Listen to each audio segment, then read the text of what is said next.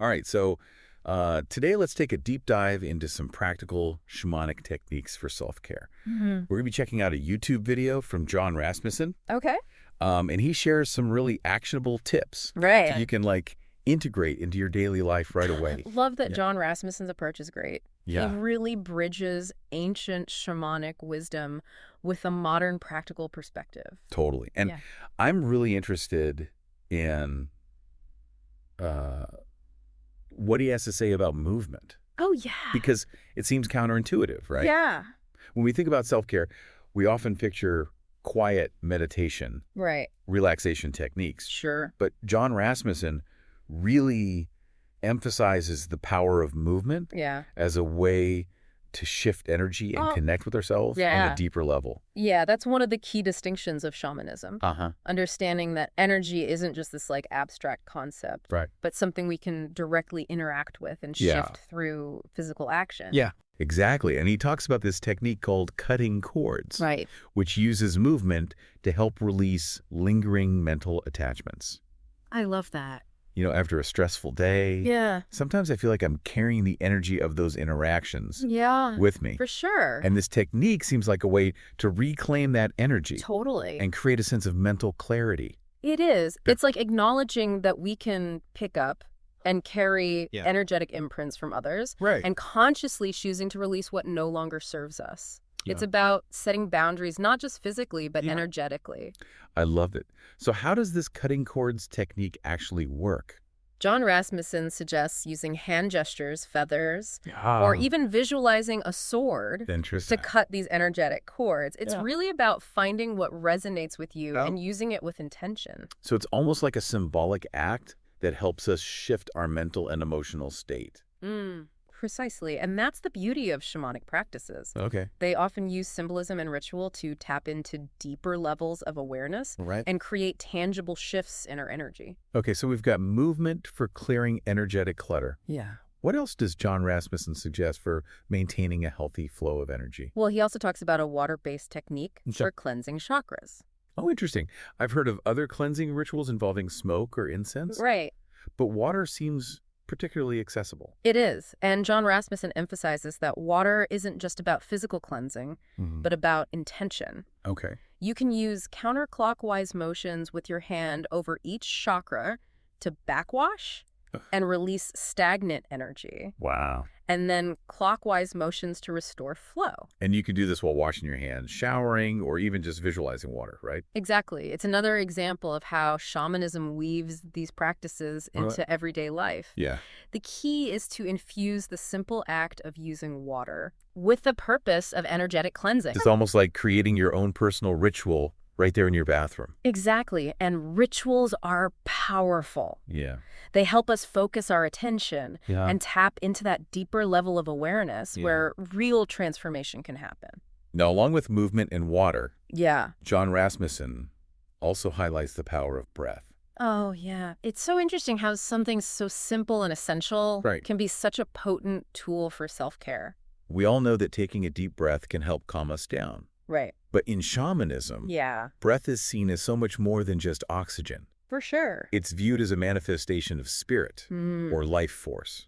Absolutely. Jon Rasmussen mentioned the concept of kamiel from the Quechua tradition, which refers to the vital force or power of the breath. Wow. It's the energy that animates us, connects us to the universe, and empowers us to create change. He even shares an anecdote about how shamans in training use their breath to clear negativity during intense ayahuasca ceremonies. Yes. Talk about a situation where you need some serious mental focus. It really speaks to the power of a conscious breath to shift our mental and emotional state. Totally. And we don't need to be in a ceremony to benefit from it. Right. Next time you're feeling overwhelmed or stuck on a thought, just try taking a deep breath and visualize blowing it away. It's such a simple yet potent technique that we can all use. For sure. So we've covered movement, water, and breath. What else does shamanism offer in terms of self-care? Well, this is where things get even more intriguing. Jon Rasmussen introduces the concept of power animals. Power animals. Yeah. Now that sounds a bit mystical. It is. I'm curious to learn more. Yeah. What are they exactly and how can we work with them? In shamanic traditions, power animals are viewed as archetypal energies that we can call upon for guidance, support, and even healing. Wow. They embody specific qualities and strength that can help us navigate challenges and live more fulfilling lives. So they're almost like spirit guides. You could think of them that way. Okay. Jon Rasmussen highlights 4 core power animals. Okay. The serpent. Okay. The jaguar. The hummingbird. Okay. And the eagle or condor. Each animal represents a different set of qualities. Oh, wow. And can be called upon to help us address specific challenges. This is getting really interesting. I'd love to hear more about each of these power animals and how we can actually work with them. Let's start with the serpent. Okay. Jon Rasmussen associates it with the concept of letting go. The serpent's ability to shed its skin symbolizes a complete and instantaneous release of the old. Oh, wow. Which can be incredibly powerful when we're holding on to past hurts or negative energy. So if you're feeling stuck or weighed down by the past, the serpent could be a powerful ally in helping you release what's no longer serving you. Exactly. And Jon Rasmussen suggests using imagery, symbols, even movements inspired by the serpent to help invoke its energy. Okay. You could wear a serpent bracelet, practice a flowing serpentine dance, Yeah. or simply visualize the serpent's energy helping you release what no longer serves you. I'm really drawn to the idea of using movement and symbolism to embody a new energy. Mm-hmm. It's not just about thinking your way out of a situation, but rather shifting your energy on a deeper level. You've got it, and that's a core principle in shamanism, the interconnectedness of mind, body, and spirit. Okay, so we've got the serpent for letting go. Yeah. What about the next power animal on the list? That would be the jaguar, which Jon Rasmussen associates with the qualities of mastery and decisiveness. The jaguar is seen as a powerful, confident animal, the king or queen of the jungle. So if you're struggling with self-doubt or having trouble making decisions, calling on the jaguar's energy could help you tap into your own inner strength and clarity. Right, precisely. And again, you can use imagery symbols or even movements to connect with the jaguar's energy. Yeah. Think about what evokes that sense of power and confidence for you. Maybe it's wearing a jaguar print scarf, listening to music that makes you feel strong, or practicing a martial art that emphasizes quick, decisive movements. It's fascinating how we can draw on these archetypal energies to support us in our daily lives. Right. What about the hummingbird? Okay. What qualities does it represent? Jon Rasmussen places the hummingbird at the 3rd chakra and associates it with the power of receiving, particularly in relationships. It's a beautiful reminder that receiving is just as important as giving. That's so true. We often focus on what we can give to others. But being able to receive love, support, and abundance is crucial for our well-being. Exactly. Jon Rasmussen points out that if the hummingbird didn't take the time to receive nectar with each flower it visited, it would die. And it's the same for us. Right. We need to be able to receive gracefully and effortlessly in order to thrive. So if you're someone who struggles to ask for help or accept compliments, calling upon the hummingbird's energy could be beneficial. Absolutely. Oh. It can help you open up to receiving the good that's flowing towards you. I love that imagery. Yeah. So to work with hummingbird, we can use imagery, symbols, or even movements that evoke that receptive energy. Exactly. Think about the hummingbird's delicate yet precise movements. Yeah. Its ability to hover and extract nectar with ease. That's the energy we're inviting in when we work with the hummingbird. Right. One last power animal to explore. What about the eagle or condor? Yeah. What insights do they offer? Jon Rasmussen associates the eagle or condor with the principle of non-judgment. These birds soar high above the earth, giving them a broad perspective. They see the bigger picture and don't get caught up in the small details or dramas happening below. So if you're prone to overthinking or getting caught up in negativity, the eagle or condor could be a valuable guide. Absolutely. Their energy can help you rise above the chaos. Wow. And see things from a more detached, compassionate perspective. This is all so fascinating. Yeah. I'm curious to know what you personally find most helpful when it comes to working with power animals. For me, it's about finding ways to connect with their energy in a way that feels authentic and meaningful.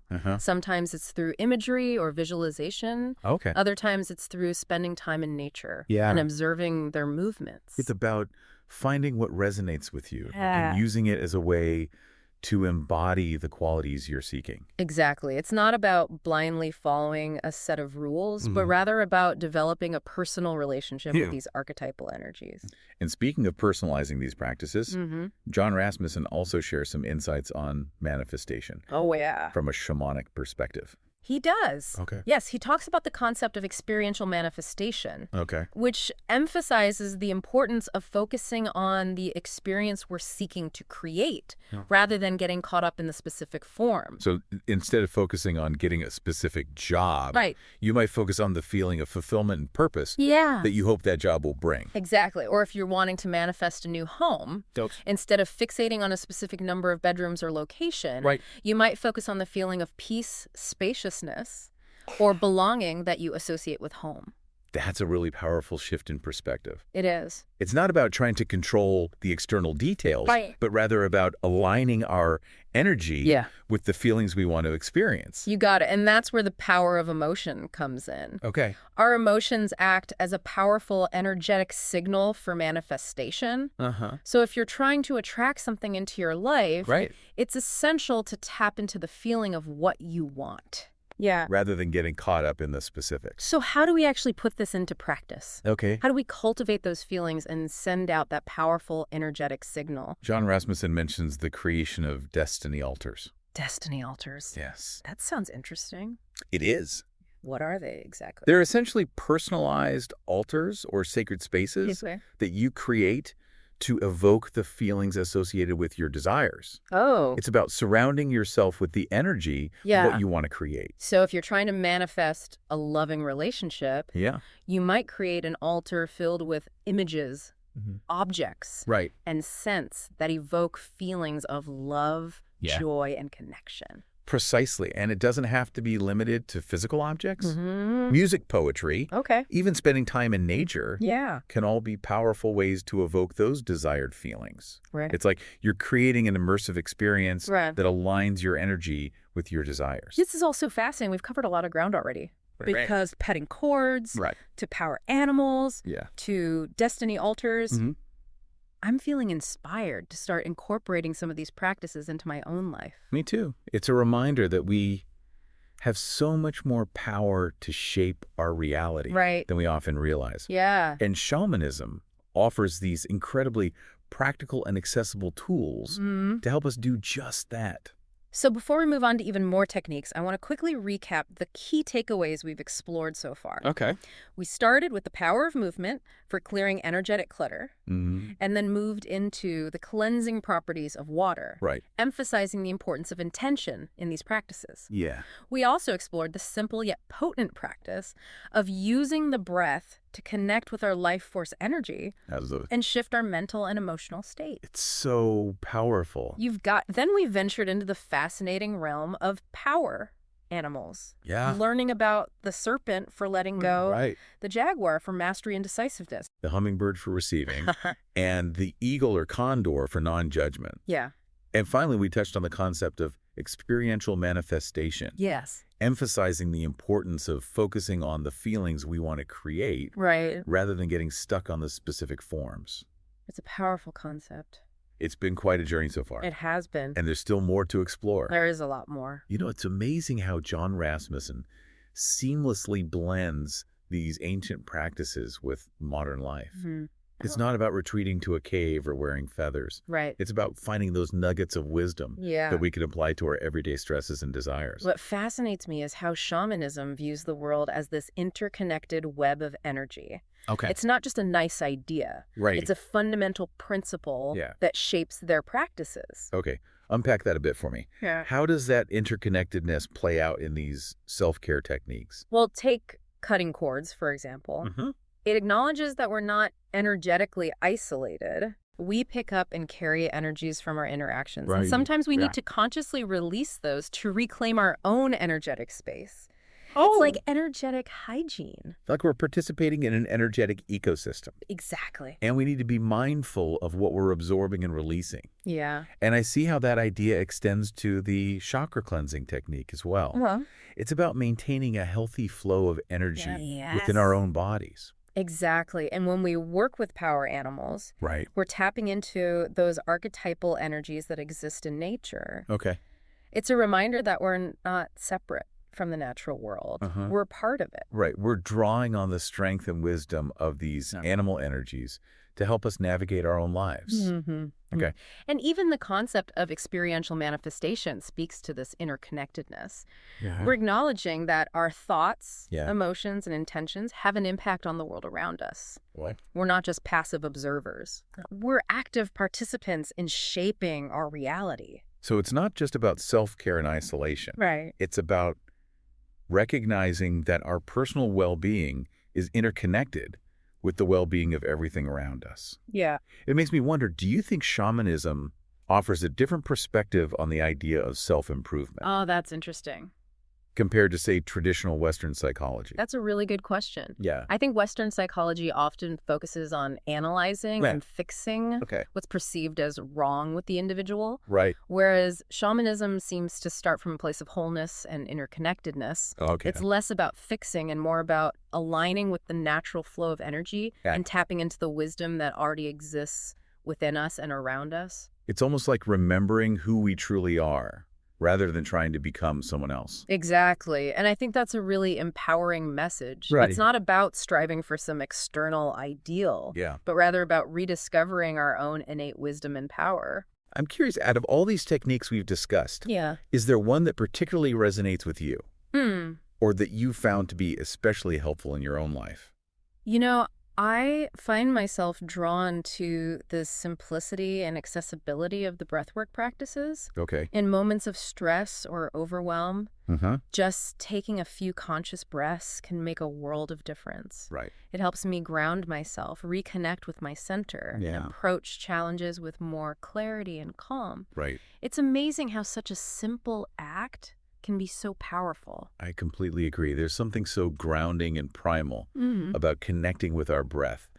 It's a reminder that we have this incredible source of life force energy within us at all times. And it's a practice that anyone can do anywhere, anytime. Right. You don't need any special equipment or training. Just a willingness to pause, tune in, and breathe.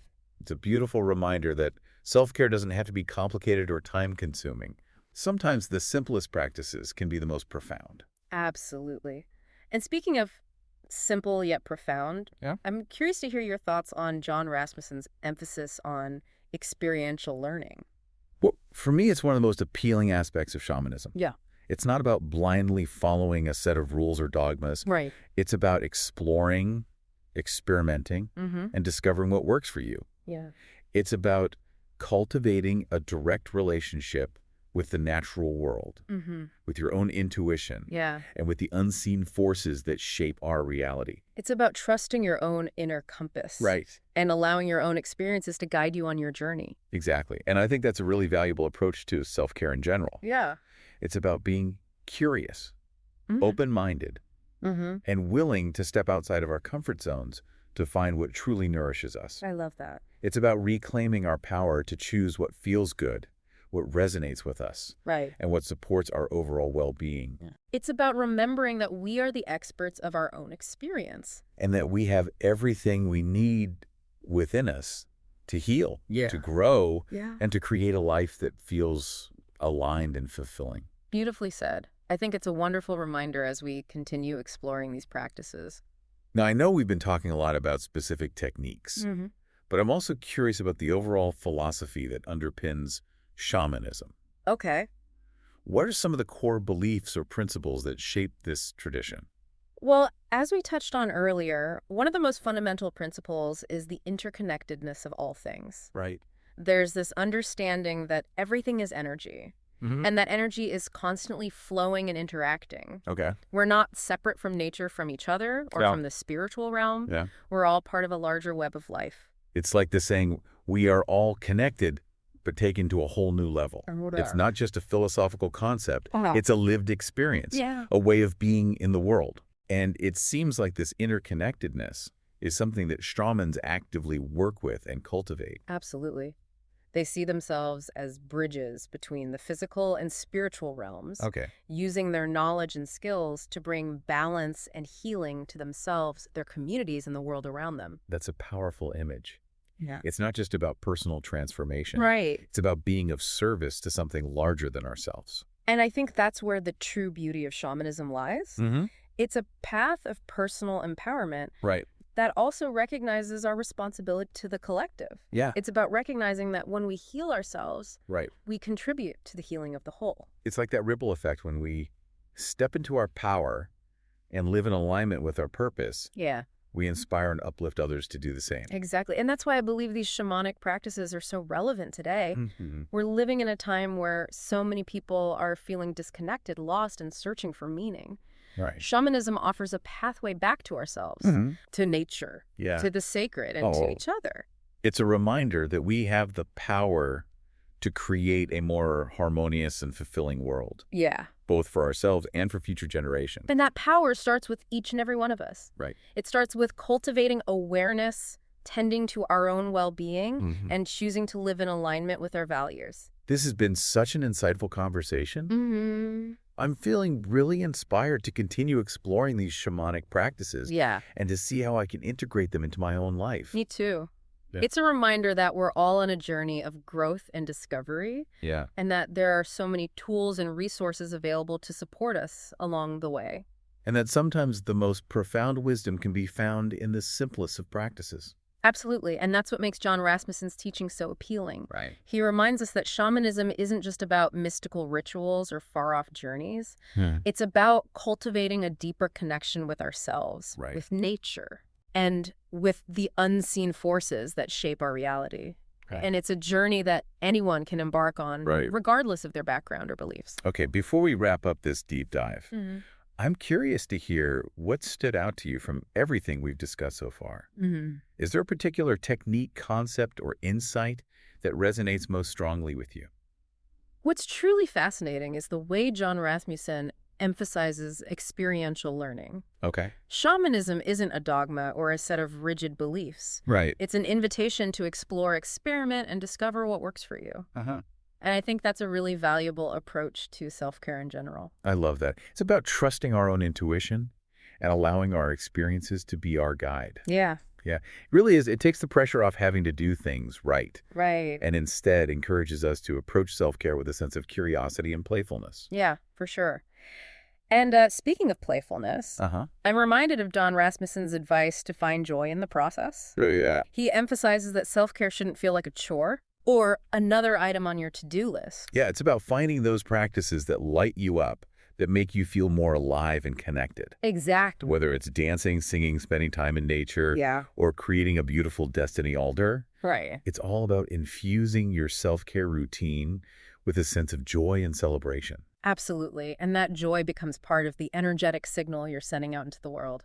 So as we wrap up this deep dive, what's one final thought you'd like to leave our listeners with? Okay. Something to ponder, perhaps, or a question to spark further exploration. Well, we've covered so many techniques and concepts today. Right. But ultimately, shamanism is about cultivating a deeper connection to ourselves, to nature, and to the unseen forces around us. I love that. It's about recognizing that we are part of something much greater than ourselves, and that we have the power to co-create a more beautiful and harmonious world. That's a perfect note to end on. This deep dive has been such a rich exploration of shamanic self-care practices. It's been fascinating to learn about the power of movement, ritual, and symbolism to shift our energy and connect with our inner wisdom. It's been a truly enriching conversation, and I hope it's inspired our listener to explore these practices and see what resonates with them. Me too. Yeah. Remember, you don't need to be a shaman or have any prior experience to benefit from these techniques. Right. They're available to anyone who's willing to open their minds and hearts to the wisdom of this ancient tradition. And who knows, maybe you'll discover your own unique way of incorporating shamanic principles into your life. Maybe you'll find yourself drawn to working with power animals, or perhaps you'll discover a passion for creating destiny altars. Right. Maybe you'll simply find yourself more attuned to the rhythms of nature and the subtle energies that flow through you and around you. That's the beauty of this path. Yeah. It's a journey of self-discovery. It is. And there are so many possibilities waiting to be explored. So as we close out this episode, I want to encourage you to take a moment to reflect on what resonated most with you today. And to consider how you might weave these insights into your own life. Even small steps taken with intention can make a world of difference. Thank you for joining us on this deep dive into the world of shamanic self-care practices. Yeah, thanks for listening, everyone. We hope you've enjoyed the journey as much as we have. Until next time, may you find peace, power, and purpose on your path. And may you always remember the wisdom that resides within you.